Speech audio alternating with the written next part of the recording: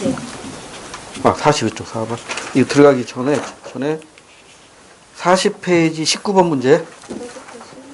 네. 제가 약기운이 떨어져가지고 헤맸던 문제. 이게 출제자가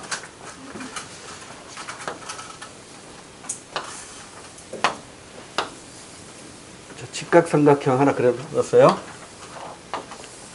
여기도 직각삼각형.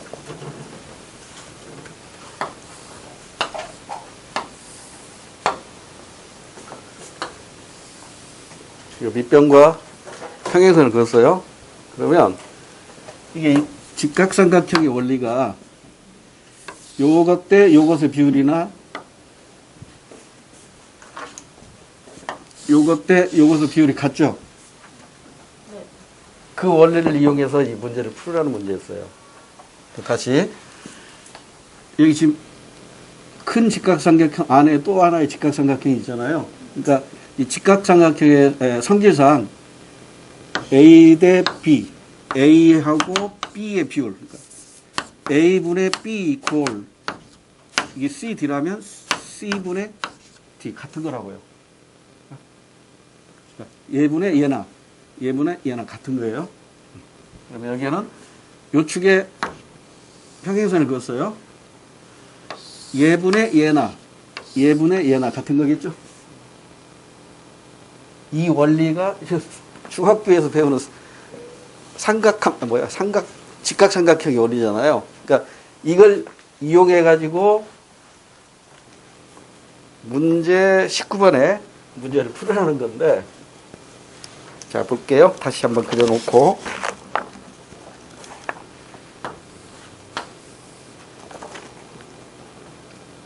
각국이 이렇게 돼 있고, 그 다음에 여기가 이렇게 돼 있나? 그리고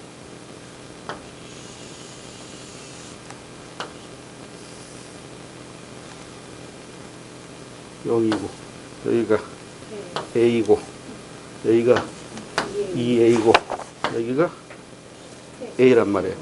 그러면 직각삼각형 원리를 이용해 가지고요, 지금 요 직각삼각형하고 요 직각삼각형하고 비율을 한번 따져보게요. 얘분의 얘나 얘분의 얘나 비율은 똑같겠죠. 그러잖아요. 그러면 이게 얼마예요? A. A. 그 다음에 요건 아직 모르겠네. 모르죠? 그러면 여기는 얼마 나와야 될까? 여기 2A요. 왜 2예요? 요 삼각형, 요 삼각형 가지고 얘분의 얘나 얘분의 얘나 같은 거잖아요. 그러면 얘가 A고 A잖아요. 그러면 여기도 A죠. A하고 A니까 A분의 A, 그러니까 1이네. 그러니까 얘분의 얘도 1이 나와야겠죠. 그러니까 여기 2A니까 여기도 2A가 돼야 된다고. 그리고 여기를 알아야 이 분열을 풀어요. 그러면 자, 이거 지우고 이번에는 이 삼각형을 보세요. 이 삼각형. 요 삼각형하고 요 삼각형 한번 보세요. 그러면 요 삼각형 한번 보세요. 이게 얼마예요? 2A. 이건 얼마예요? A라고. 그러니까 A분의 2A잖아요. 그럼 여기는 2A분의 4A 하겠지. 이해됐어요? 이게 중학교 직각삼각형 원리인데, 자, 다시 해볼게요. 그림이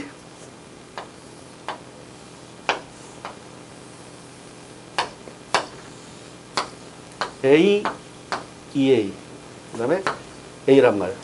요것만 주어졌단 말이에요. 요것만. 그러면 이 삼각형 보세요. 요 삼각형하고 요 삼각형하고 얘분의 얘나 얘분의 얘나 똑같아야 돼요. 그러면 얘가 얼마예요? A. 얘가 얼마예요? A. 그러니까 A분의 A 이렇게 나와야 되잖아요. 그럼 여기는 얘분의 얘가 같아야 된다고. 그러니까 여기가 2의 얘가 돼야 된다고. 예. 그 다음에 이번에는 요 삼각형하고 요 삼각형하고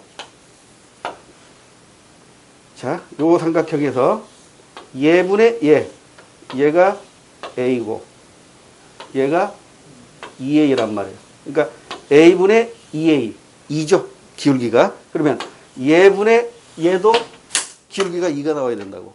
근데 이게 2A니까 여기는 4A가 돼야 기울기 2가 되잖아요.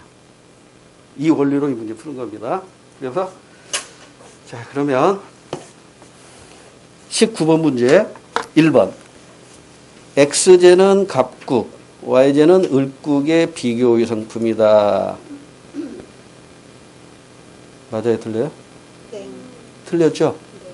지금 갑국은 을국보다 원점에서 멀리 있단 말이에요. 그러니까 생산성이 높은데 X제보다는 Y제의 생산성이 더 높죠?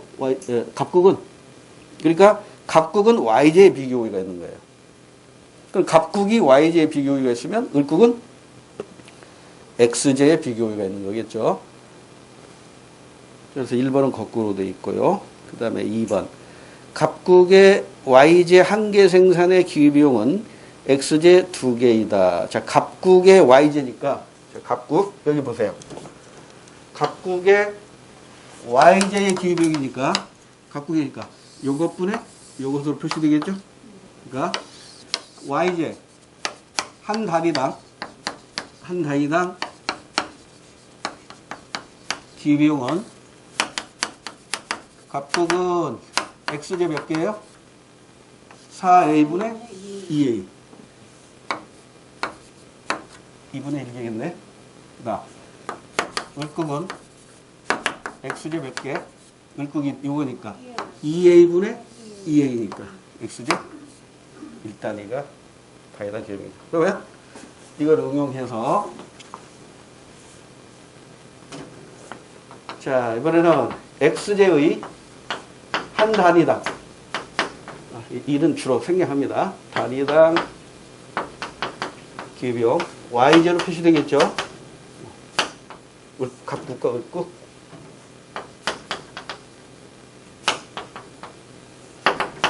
Y제로 표시됩니다. 자, 갑국은 몇 개예요?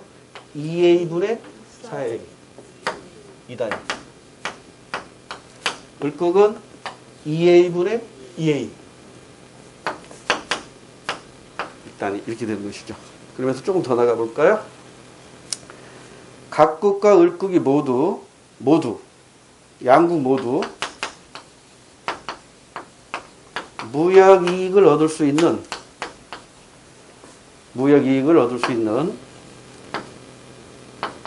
교역 조건의 범위는 X제 1단위에 대해서 Y제는 몇 단위 범위 내에서 이루어져 할까요?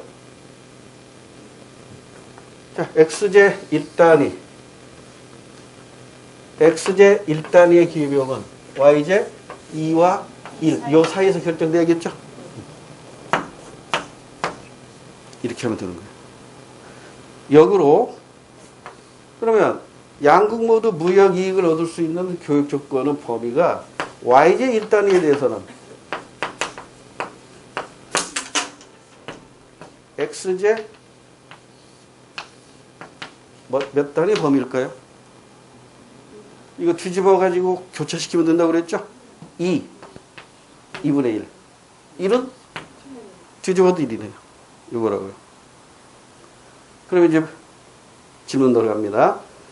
X제와 Y제를 각각 1대1로 교역 조건이 1대1일 때 양국 모두 무역 이익을 얻을 수 있다. OX.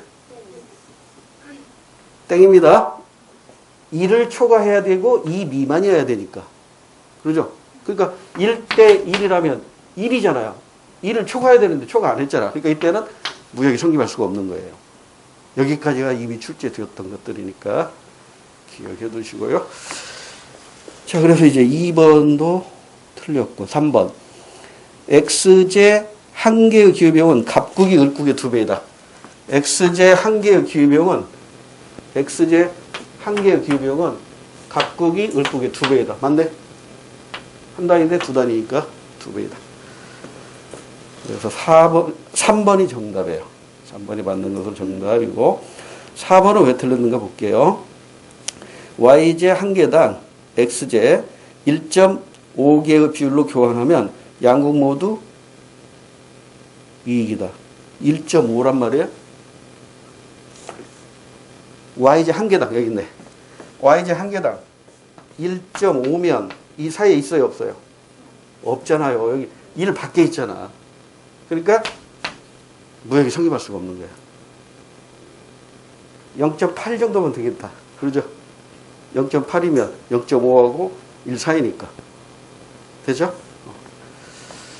예, 이해를 하시면. 그러니까 이 문제는 일단 중학교 수준의 직각삼각형의 성질을 좀 알아야 풀 수 있는 문제였습니다. 이런 식으로도 출제가 되니까 알아두시면 좋겠죠. 자, 이제 6회 4번. 42쪽에 4번으로 갈게요. 다음 자료에 대한 옳은 설명을 보기 위해서 고른 것. 가에서 다는 자산관리 시 고려해야 할 사항으로 각각 안전성, 수익성, 유동성 중 하나이고, 표는 가에서 다를 파악하기 위하여 확인해야 하는 사항 중 일부이다. 이건 경제 단어는 제일 마지막 단원에 관한 문제입니다. 생활과 금융과 관련된 문제인데, 포트폴리오와 관계된 문제죠. 포트폴리오. 그러니까 자산을 관리할 때 자산 상분법이라는 게 있잖아요. 그러니까 제가 강의 시간에는 여러분이 복권에 당첨돼 가지고 300억을 받았다라고 가정했을 때 300억을 어떻게 하시냐? 어떻게 해야 돼요? 세수로 쪼개야 돼요. 그래서 하나는 수익성 추구해야 되고, 하나는 안전성 추구해야 되고, 하나는 황금성, 유동성 추구해야 된단 말이에요. 이렇게 분산 투자하는 기법을 포트폴리오 기법이라고 그래요. 포트폴리오 기법. 그래서 포트폴리오 자산 3분법에 의한 투자. 그래서 수익성도 따져야 되고, 안전성도 따져야 되고, 현금성, 이걸 유동성 또는 황금성이라고 해요. 유동성, 황금성 다 같은 말이에요. 그래서 수익성이 높으면 안전성은 좀 떨어집니다. 안정성이 높으면 수익성이 좀 떨어져요. 그래서 요 세 가지로 나눠가지고, 그래서 수익성이 가장 높은 거 주로 뭐예요? 주식이죠, 주식. 안전성이 높은 건 채권이라든가 부동산이라든가 이런 것들 있죠. 현금성, 그건 예금 같은 거. 주식은 어때요? 수익성도 높고 현금성도 높다고 볼 수 있죠. 부동산과 비교한다면 그래요. 상대적인 개념이니까 이 정도로 예금 정도로 하고. 자, 그리고 가가 의미하는 게 뭐예요? 매도하고자 할 때 단기간에 매도가 가능한가? 현금화가 가능한가? 이 얘기죠. 바로 3번에 있는 유동성 또는 현금성이라고 표현하는 거니까, 우리 문제에서는 유동성으로 표현되어 있네요. 가가 유동성이고, 나가 예금자 보호제도의 보호 대상에 포함되는가? 안전성이죠. 안전성이고. 답은 가격 상승으로 가치 증대를 기대할 수 있는가? 수익성이죠. 자, 그러면 1번 맞는 거 봅시다. 나는, 안전성은 원금과 이자가 보존될 수 있는 정도를 의미한다. 맞잖아요. 원금 까먹으면 안 되잖아요. 또 이자도 까먹으면 안 되잖아. 이게 바로 안전성입니다. 기억번 맞아요. 1번, 2번 둘 중에 하나가 정답이겠네요. 4번. 다는 수익성이죠. 다가 높은 자산일수록 안정성도 높다. 땡. 수익성이 높으면 불안합니다. 안전성이 떨어지고요. 안전성이 높으면 수익성이 좀 떨어져요. 그렇게 이해하시면 되고요. 2번 들어가면 틀려요. 그래서 정답은 2번밖에 없네요. 3번. 디귿번 공부거리. 주식은 부동산보다 단기간 매도, 즉 유동성이죠. 유동성이 높죠. 주식이 맞고. 그다음에 국채는 주식보다 다가 높다. 다가 수익성인데 아니죠. 주식이 수익성이 높습니다. 그러면 우리가 그 유가증권에서 유가증권이 무슨 뜻이에요? 재산적 가치가 있는 증서를 말해요. 유가증권에서 가장 대표적인 게 주식이죠. 주식. 그 다음에 채권입니다. 채권. 이걸 회사채라고 표현해도 되고 국공채라고 표현해도 다 채권이에요. 그러니까 회사채는 뭐냐면 이를테면 현대자동차에서 돈이 필요한데 주식을 발행하려면요 주주 총회를 열어가지고 의결을 거쳐야 되거든요. 시간이 좀 걸린다고. 그러니까 그냥 채권을 발행하는 거예요. 이게 회사채죠. 우리 회사채 사가세요. 회사채 기간은 2년짜리, 뭐 3년짜리, 5년짜리 이렇게 다양해요. 그리고 이자는 얼마로 드리겠습니다. 그러면 주식은요, 주식을 통해서는 얻을 수 있는 이익이 일단 배당금이 있죠. 채권은 배당금 있어요, 없어요? 배당금 없어요. 이자밖에 없어요. 이자. 그 다음에 매매 차익 얻을 수 있어요, 없어요? 있어요. 여기 채권도 매매 차익을 얻을 수 있어요. 주식을 가진 사람을 뭐라고 부르죠? 주주라고 불러요. 채권을 가진 사람을 뭐라고 불러요? 당연히 채권자죠. 회사채, 채권을 가진 사람, 채권자. 이렇게 불러요. 그러니까 요 차이를 가지고 또 얼마 전에 시험 문제가 나왔단 말이에요. 그러니까 이것도 기억해 둘 필요가 있어요. 자, 그러면 4번 끝났어요. 5번으로 갈게요. 외부 효과의 사례에 대한 옳은 설명을 보기에서 고른 거. 시장 실패 중에서는 가장 출제 비중이 높죠. 시장 실패 중에서 출제 비중이 가장 높은 게 외부 효과란 말이에요. 그리고 시장 실패 몇 가지가 있었어요? 우리가 공부한 거. 시장 실패도 있었고, 그 다음에 두 번째 출제 비중이 높은 것이 공공재 생산의 부족. 여기 있었고, 이 두 가지가 거의 출제가 돼요. 뭐 나머지 뭐 독과점의 횡포라든가 뭐 정보 부족, 그러니까 정보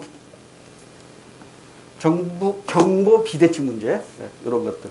그래서 이제 잘못된 선택, 역선택이라든가 또는 도덕적 해이 이런 것들이 예전에 출제가 됐는데 우리 시험에는 주로 시장 실패에서 가장 많이 나오는 게 외부 효과란 말이에요.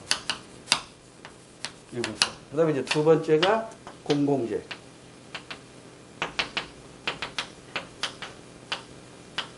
그리고 세 번째가 독과점. 폐해. 독과점 폐해. 그 다음에 네 번째가 정보 비대칭에 따른 잘못된 선택, 역선택 문제하고 도덕적 해이 문제. 이게 지금 고등학교 교과서에 나와 있는 시장 실패인데 지금까지 우리 임용시험에서는 이 두 가지만 가지고 출제가 됐어요. 그러니까 요거 출제될 수 있는데 별로 낼 게 없어요, 여기는. 여기서도 출제될 수 있어요. 그러니까 요거 오히려 독과점의 폐해보다는 요거 가지고 출제될 가능성이 더 높아요. 그러니까 1순위는 이거예요. 1순위. 이게 2순위. 얘가 3순위. 독과점 폐해서는 별로 시험 문제 낼 만한 게 없어. 그래서 외부 효과는 이게 뭐냐면 자신의 경제활동과 무관하게 다른 사람들의 경제활동으로 인해서 이익을 얻기도 하고 손해를 보기도 하는데 거기에 대한 대가를 주지도 않고 받지도 못한다는 거예요. 이게 시장에서 해결이 안 된다는 것이죠. 그래서 이 외부 효과는 좋은 외부 효과가 있고요. 나쁜 외부 효과가 있어요. 좋은 외부 효과를 뭐라고 불러요?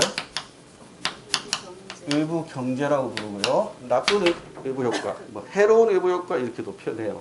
외부 불경제라고 불러요. 그래서 이 외부 경제, 생산에 있어서의 외부 경제, 소비에 있어서의 외부 경제. 외부 불경제도 생산에 있어서의 외부 경제, 소비에 있어서의 외부 경제 이렇게 둘로 나눠져요. 그러니까 결국은 네 가지죠. 총 네 가지인데 이 중에 90% 이상은 어디서 출제된다고 그랬어요? 여기에서 90% 이상이 출제가 돼요. 그러니까 요거 하나만 이해하고 계시면 나머지는 그냥 응용하시면 돼요. 자, 그럼 요거부터 해볼게요. 요건 그래프 가지고도 출제를 잘 하니까 이 그래프 정도는 머릿속에 있어야 된다고 그랬어요. 생산에 있어서 외부 효과니까 수요 곡선은 하나로 주어지고 공급 곡선이 두 개로 주어지겠죠. 그죠? 그러니까 생산에 있어서 외부 효과는 공급 곡선이 두 개로 그려지고요. 소비에 있어서 외부 효과는 수요 곡선이 두 개로 그려져요. 그러니까 시험 문제 풀 때 그걸 알고 있으면 유리하겠죠. 그래서 공급 곡선이 둘인데 외부 불경제니까 생산에 있어서 외부 불경제니까 이게 사적 비용에 의한 공급 곡선이고요. 여기서 이 균형 기점에서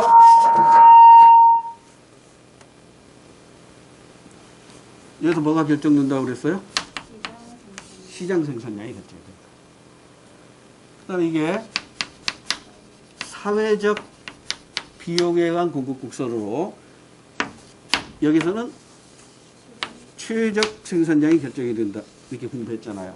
그러면 최적은 요만큼인데 시장에다 맡기니까 요만큼 과잉 생산된 거잖아요. 과잉 생산. 그래서 항상 머릿속에 좋은 것은 과잉 과소.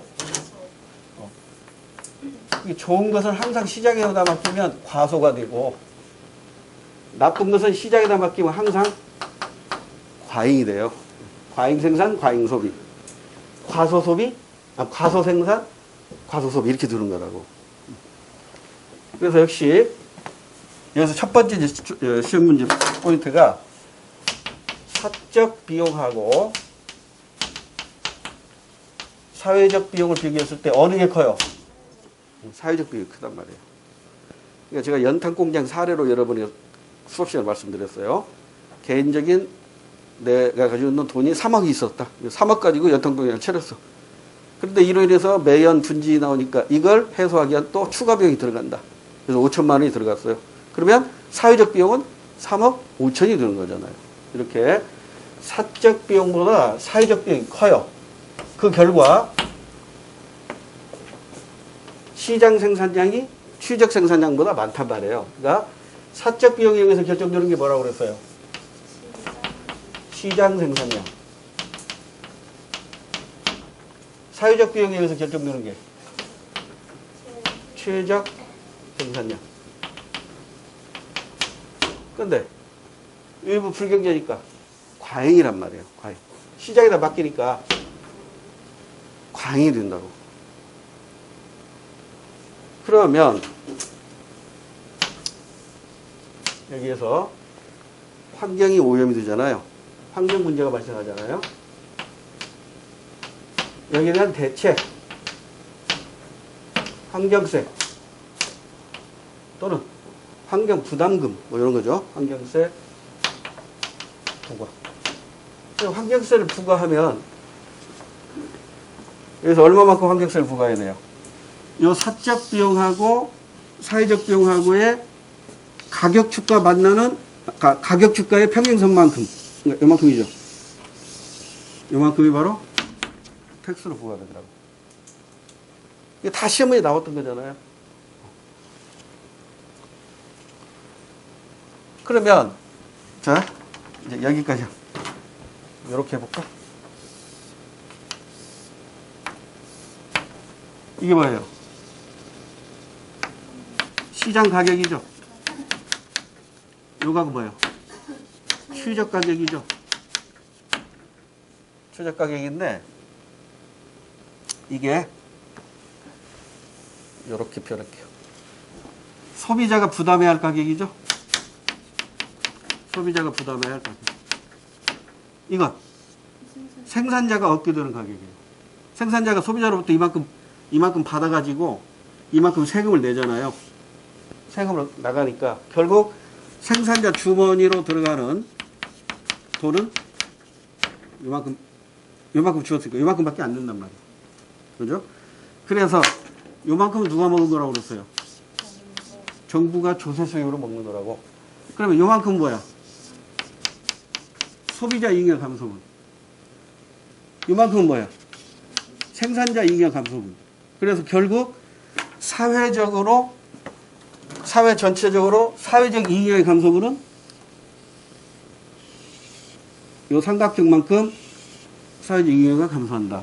그러니까 정부가 개입하는 순간 사회적인 후생, 사회적인 복지가 커져요, 작아져요? 작아진다고.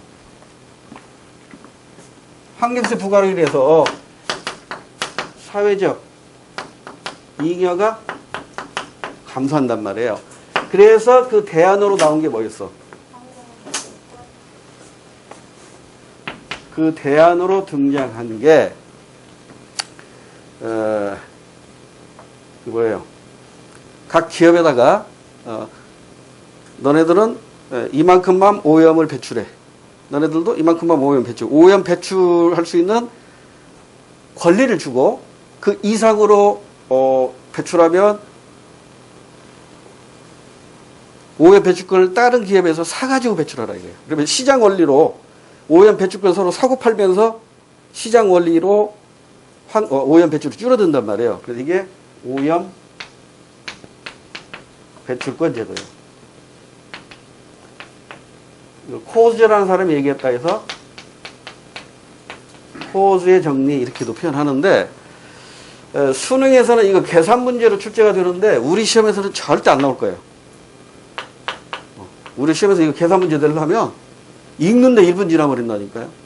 그래서 우리 시험에서는 계산 문제로 내기는 좀 어려워요. 그래서 오염 배출권 제도가 왜 등장했느냐? 정부가 개입해서 환경세 부과하니까 사회적 이익가 줄어들어. 그래서 거기에 대한 대안으로 오염 배출권 제도가 등장했다. 그럼 이 오염 배출권 제도의 의미가 뭐예요? 시장 원리에 충실한 제도라는 게 이 오염 배출권 제도의 의미입니다. 이해됐어요? 여기까지가 수능에서 출제가 됐어요. 우리 시험은 아직 안 나왔단 말이에요. 여기서까지는. 여기까지도 알아두시는 게 만점 작전으로 갈 수 있어요. 자, 그러면 기왕에 나갔으니까 마지막 한번 복습. 요것만 하나 알면 이제 이거 응용이 나갈 수 있겠죠? 이거 뒤집으면 생산의 수 외부 경기가 되는 것이고, 여기다 이제 사회적 비용이 아니라, 사적 비용이 아니라 편익으로 하면 돼. 뭐가 돼? 사적, 편익, 사회적, 편익. 이렇게 하면. 외부 불경기, 담배 생각하세요, 담배. 담배 피면 나는 기분 좋아. 근데 나로 인해서 피해보는 사람이 많겠지? 그러니까 사회적 편익이 줄어든다고요. 이렇게 되는 거예요. 그러면 그림으로 그리면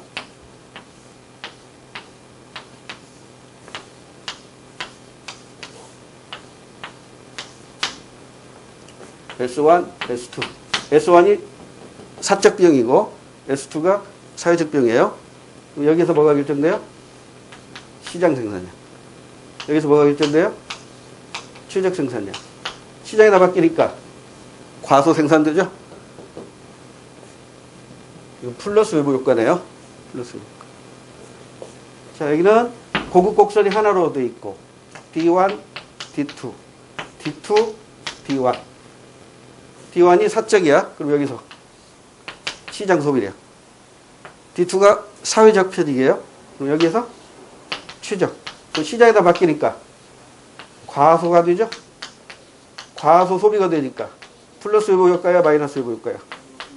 플러스 외부 효과죠. 시에다 밖에 항상 모자라는 게 플러스 외부 효과니까요. 이런 식으로 응용해 나가시면 돼요. 마지막 해볼까? 이게 사적 편익이니까 시장. 이게 사회적 편익이니까 최적. 시에다 맡기니까 과이익이네. 과이익이니까 과이익 소비니까 마이너스 외부 효과죠. 마이너스. 이런 식으로 우리 시험에서도 내 기억이 깔끔하는데 이게 국가직인지 서울시인지 이 4개 그래프 다 그려놓고 시험문제 냈어요. 4개 그래프를 다 그려놓고 시험문제 냈다니까. 내 기억을 깜빡해버려요. 국가직인지 서울시인지. 느낌이 국가직 같기도 한데. 자, 일단 외부 경제는 이 정도만 하면 웬만한 건 다 받을 수 있어요. 자, 그러면 5번으로 갈게요. 외부 효과의 사례, 옳은 설명을 보기 위해서 고르래요. 사람들이 독감 예방 접종을 하여 독감이 확산될 가능성이 낮아졌다. 소비에 있어서 외부 효과죠. 외부 경제죠. 소비에 있어서 외부 경제입니다. 4번. 일부 축산 농가들이 가축 분뇨를 정화하지 않고 배출함에 따라 환경 오염이 심각해졌다. 이게 바로 생산에 있어서 외부 불경제. 생산에 있어서의 외부 불경제입니다. 기억번. 가는 외부 경제 사례이다. 맞죠? 소비에 있어서의 외부 경제입니다. 그러니까 시장에다 맡기면 과잉 소비예요, 과소 소비예요? 과소 소비겠죠. 좋은 것은 모자라니까. 림번. 가는 시장 거래량이 사회적 취적 거래량보다 적다. 그러니까 시장 거래량이 적다는 얘기는 과소란 얘기죠. 맞나요? 맞잖아요. 림번. 이게 소비에 있어서 외부 경제니까 좋은 것은 시장에 맡기면 모자라잖아요. 그러니까 맞지. 림번도 맞아요. 그럼 정답은 1번이네요. 자, 나머지는 공부거리. 디귿번에 나는 사회적 비용이 사적 비용보다 작다. 아니죠. 사회적 비용이 크죠. 3억 대 3억 5천. 여탕공연 사례를 기억해도 돼요. 그 다음에 리을번. 나 축산 농가의 가축 사육에 보조금을 지급하면 사회적 취적 거래량이 달성. 아니지. 보조금이 아니라 환경세를 부과해야 되지. 보조금을 부과하는 경우는 어느 때예요? 과소일 때. 이때는 이때는 보조금을 지급해야 되고, 과일 때는 조세를 부과해야 됩니다. 조세를 부과해야 돼요. 6번 문제로 갈게요. 가에서 라에 들어갈 옳은 내용만을 보기 위해서 있는 대로 고르래요. 자, 근대 시민혁명과 민주정치의 발전 과정이죠. 시민혁명의 결과, 영국에서는 어떤 문헌이 만들어졌죠? 권리장전. 권리장전의 핵심은 뭐냐면 국왕은 군림 하나 통치하지 않는다. 다시 말해서 국왕의 권한을 축소시키면서 의회의 권한을 확대시켰다는 의미를 갖는 게 권리장전입니다. 그리고 이 권리장전에 의해서 입헌 군주제가 확립이 되었고 의원 내각제 정부로 정비가 되는 거죠. 그 다음에 나는 미국이니까 독립전쟁의 결과 어떤 문헌이 만들어지죠? 독립선언문. 이 독립선언문의 특징은 세계 최초로 행복추구권을 명문화했다는 거죠. 행복추구권을 세계 최초로 명시한 문헌이 미국의 독립선언문이고요. 프랑스의 결과물이 뭐였죠? 인권선언서입니다. 프랑스 인권선언서, 자유, 평등, 형제애, 이 3대 이념을 명문화해서 사실 이 프랑스 대혁명을 통해서 민족주의가 등장하게 되죠. 민족주의가 출범하게 됩니다. 이 정도만 알아두셔도 되고요. 2번. 근대 시민혁명 한계와 한계 극복 노력. 한계는 재산과 성별 등에 따른 참정권 제한이나 차등 부여. 그러니까 재산세를 내지 않는 여성이라든가 노동자라든가 농민은 참정권을 주지 않았어요. 그래서 이제 이들 중심으로 해서 피플스 차트에 기록된 여성 노동자에게도 참정권을 주어야 한다는 걸 피켓으로 만들어서 이걸 들고 시위를 합니다. 그래서 피플스 차트를 들고 시위를 했다 해서 차티스트 운동이라고 표현하죠. 차티스트 운동. 100년에 걸쳐서 그 결과가 나타나죠. 여성, 노동자, 농민에게 1928년에 선거권이 주어집니다. 이게 영국에서의 보통선거의 역사죠. 영국에서는 1928년에 보통선거가 실시되었고 우리나라는 그보다 20년 늦죠. 1948년.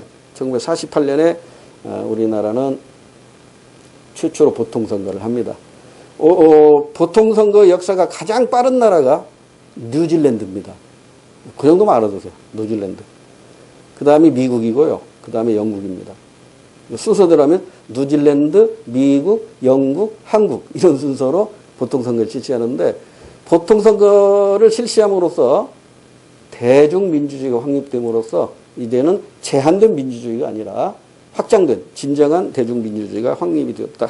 이 정도가 이제 신문지에서 언급되는 내용입니다. 그러니까 라에 들어갈 건 뭐예요? 차티스트 운동이겠죠.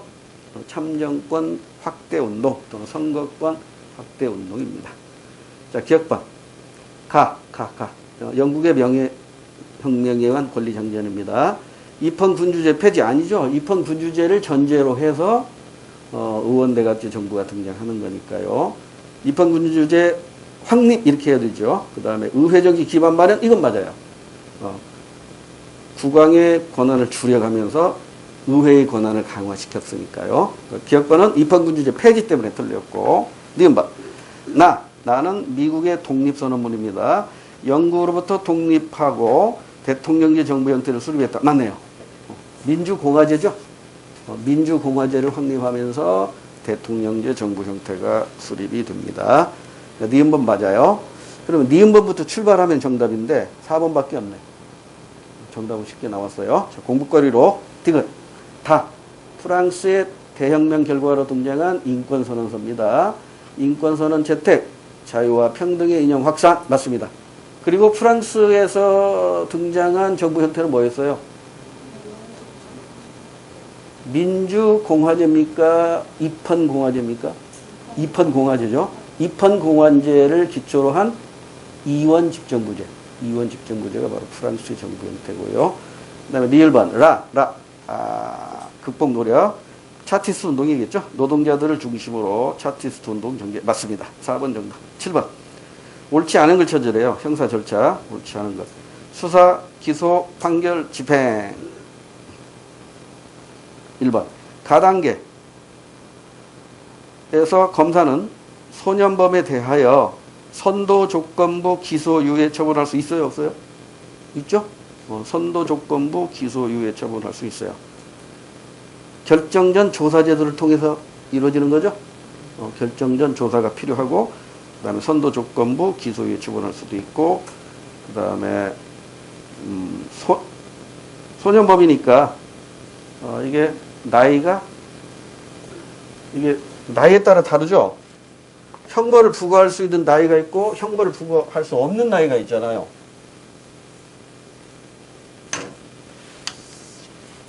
10세, 14세, 19세. 이게 촉법소년. 이게 범죄소년. 합치면 우범소년이란 말이에요. 그죠? 촉법소년은 어때요? 가정법원 소년부로 가고 형사소송은 할 수 있어요? 없어요? 없어요. 그러니까 보호처분만 가능합니다. 보호처분만 가능하고 형사재판은 못 가니까 형벌은 부과할 수 없어요. 근데 범죄소년은 얘도 되고 얘 또는 얘죠. 그러니까 보호처분 또는 형벌을 부과할 수 있는 건 이 범죄소년이에요. 구분하셔야 되고요. 그 다음에 2번. 나단계의 구속 피고인은 기소됐네요. 기소됐으면 이제 형사 피의자에서 신분이 형사 피고인으로 바뀝니다. 그럼 보석을 신청할 수 있다. 맞아요? 네. 맞잖아요? 네. 형사 피고인이니까 형사 피의자라면 보석 신청 못해요. 대신 구속 적부 심사를 청구할 수 있어요. 2번까지 맞네. 틀리게 찾아야 돼요. 3번. 법원은 다단계에서 판결 다단계에서 구속된 피고인의 유죄를 인정하면서 조건부로 석방할 수 있겠죠. 두 가지 방법 있잖아요. 집행유예 단계하고 선고유예 단계. 이거 다 공부했으니까 생략하고. 그리고 4번이 틀렸나? 나단계의 피고인은 가단계 형사 피의자와 달리 구속 상태에서 재판만 틀렸네. 피의자건 피고인이건 원칙은 불구속 수사입니다. 원칙은 불구속 수사. 넘어갑니다. 8번. 다음 두 사례에 대한 옳은 법적 분석을 보기 위해서 고르래요. 갑이 자전거에 짐을 싣고 오르막길을 가고 있었고 을은 맹견을 끌고 맞은편에서 도로를 따라 내려오고 있었는데 갑자기 을의 맹견이 갑을 물어 전치 6주의 상해를 입혔다. 이거 특수 불법 행위에 관한 원칙은 과실책임이고 보충적으로 상대적 무과실 책임주의가 적용되는 특수 불법 행위에 대한 손해배상 문제가 발생하는 거고요. 그다음 두 번째. 병의 음식점에서 일하던 정은 배달이 밀렸다는 병음 아래 급하게 오토바이를 운전하다가 길을 건너던 물을 치어 전체 4주의 상해를 입혔다. 아, 이것도 특수 불법 행위네. 그러니까 앞에 첫 번째 것은 동물 점유자에 대한 특수 불법 행위 문제고 두 번째 건 사용자 책임 문제죠. 자, 그러면 옳은 걸 찾아야 돼요. 기억반. 을과 정은 특수불법 행위 책임을 질 수 있다. 을이? 을은 맹견을 점유자니까 맞고. 그 다음에 정은 누구야? 정은 배달이 정은 지금 종업원이잖아요. 종업원은 일반 불법 행위 책임을 지는 것이지 특수불법 행위 책임을 지는 게 아니에요. 종업원은 일반 불법 행위 책임을 지는 거고 특수불법 행위는 종업원을 고용한 사장님이 지는 거라고. 그래서 사용자 책임이라고 표현하잖아요. 그러니까 사용자라고 쓰고 사장님이라고 읽으라고 했잖아요. 그러니까 음식은 사장님은 병이잖아요. 그러니까 병이 특수불법 행위 책임을 지는 거죠. 기억번 틀렸네.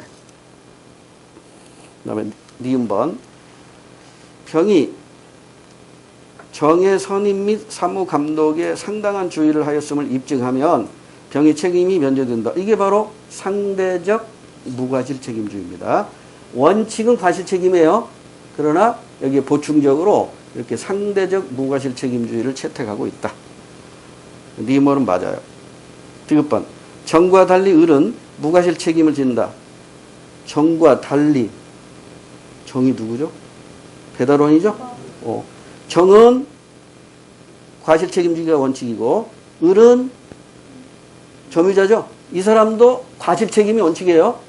과실 책임이 원칙이지만 보충적으로 무과실 책임을 지는 거예요. 그러니까 달리 이 말 때문에 틀렸어요. 더 정확히 말하면 정과 을은 어디 있어? 정이 종업원이죠. 정은 과실 책임, 을도 과실 책임이에요. 그러니까 정과 을은 원칙적으로 과실 책임을 집니다.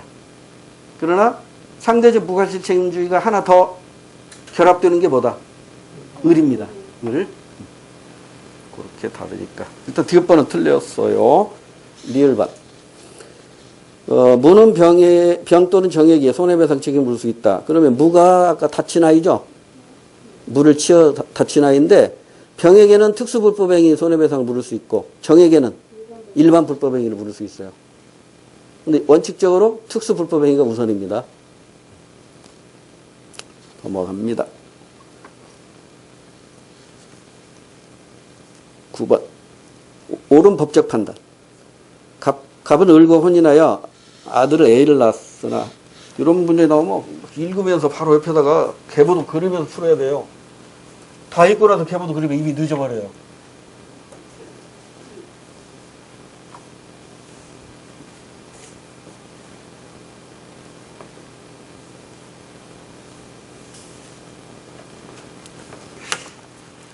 갑은 을과 혼인하여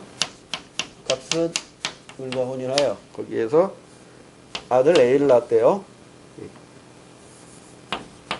A를 낳았고 성격 차이로 인해 이혼하고 병과 재혼했네요.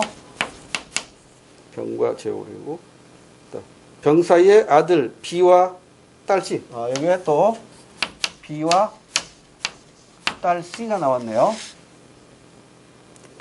아들 A와는 전혀 연락하지 않으며 지냈다. 이후 교통사고로 갑과 병이 모두 사망했대요. 갑 갑과 병이 모두 사망했어. 근데 이때 이제 문제가 되는 게 동시 사망이라면, 그러니까 갑과 병이 교통사고로 사망을 했어요. 근데 누가 먼저 사망했는지를 알 수가 없다면 동시 사망으로 추정하는 거야. 동시 사망으로 추정하면 이 갑과 병 사이에는 상속 문제가 성립되지가 않아요. 그런데 얘가 먼저 죽고 얘가 나중에 죽었다는 것이 확인되면 얘의 재산이 얘한테도 상속됩니다. 얘가 먼저 죽고 얘가 나중에 죽었다면 둘은 상속 문제가 발생하지 않아요. 여기까지가 우리 수능에서 시험 문제 나오고 있는 겁니다. 자, 다시. 갑과 병이 누가 먼저 죽었는지를 몰라요. 이럴 때는 어떻게 한다? 동시 사망으로 추정해요. 똑같은 시간에 죽은 걸로 추정한다고. 그러면 동시 사망으로 추정할 때는 상속 문제가 발생하지 않아요. 그런데 재산을 가진 사람, 피상속인, 재산을 가진 사람이 먼저 사망했다면 그 배우자에게 상속이 되고 자녀들에게도 상속이 되는 거예요. 이것만 알고 있으면 이 문제 풀 수 있어요. 자, 그러면 그 다음이 6원은 없는 상태이며 값은 아버지 정은 값의 아버지 정이 생존해 있다네. 값의 아버지 정이 있지만 이 정은 직계 비속이 있으면 이건 있으나 마나예요. 상속 1순위가 직계 비속입니다. 직계 비속은 항상 배우자와 공동상속이야. 직계 비속이 없으면 직계 존속으로 넘어가요. 직계 존속과 배우자는 또 항상 공동상속이에요. 그러니까 직계 비속도 없고 직계 존속도 없다면 그때는 배우자가 단독 상속을 받아요. 여기서 지금 배우자도 사망을 했단 말이에요. 이 정은 아무 의미가 없어요. 비속이 있으니까. 직계 비속이 있으니까. 사망 당시 갑수의 재산은 9억 원이고 병의 재산은 없대요. 갑만 9억의 재산이 있는데. 자, 이걸 가지고 이제 보기를 보고 하나씩 따져보면 돼요. A가 상속을 포기한다면 을은 상속받을 수 있다. A 상속 포기할 수 있어요? 그러면 을이 받는다? 아니에요. 왜냐하면 이 둘은 혼인관계가 끝났기 때문에 절대 상속받을 수가 없어요. 남남이 됐기 때문에 상속 못 받아요. 그러니까 1번, 기억번 틀렸어요. 그러면 1번, 2번 지우고. 정은, B, C와 공동으로 상속을 받을 수 있다. 땡. 정은 존속은 아무 의미가 없다니까. 직계 비속이 있는 한 직계 존속은 있으나 마나요. 그럼 정답은 끝났어요. 시험장에서 디귿으로 볼 필요도 없이 4번 하고 넘어가면 돼요. 자, 공부거리로 4번, 디귿번. 값이 병보다 먼저 사망했대요. 값이 병보다 먼저 사망했으면 값의 9억은 얘한테 1.5. 그리고 얘한테 1. 그리고 얘한테 1 가면서 이 1.5가 다시 1 이렇게 가는 거예요. 계산이 좀 복잡해져. 집에서 한번 해봐요. 계산기 두드려가면서 해봐. 내가 여기서 하다 보면 시간 많이 걸리니까. 자, 다시. 값이 먼저 죽었잖아요. 그럼 이 9억을 1.5, 1, 1 이렇게 나눠 가져야 된다고. 그리고 1.5를 또 다시, 9억이 1.5면 얼마야? 9억 곱하기 1, 1, 1.5니까 3.5분의 1.5라고. 그럼 이게 5, 35, 5, 7, 35. 3, 9, 27.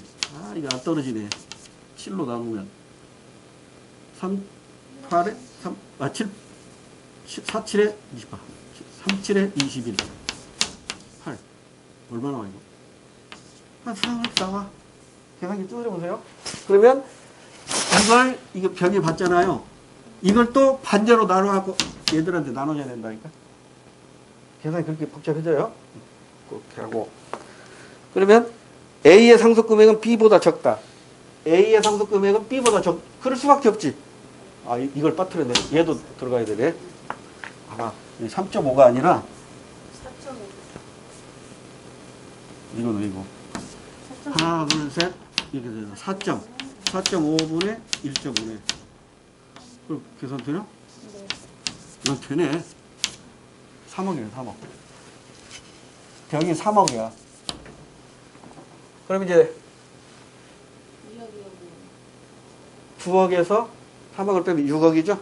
그럼 얘가 2억, 2억, 2억 이렇게 되고, 그 다음에 이 3억을 또 쪼개서 1.5 여기 플러스 1.5 플러스 1.5 얘는 빵 이렇게 주는 거예요.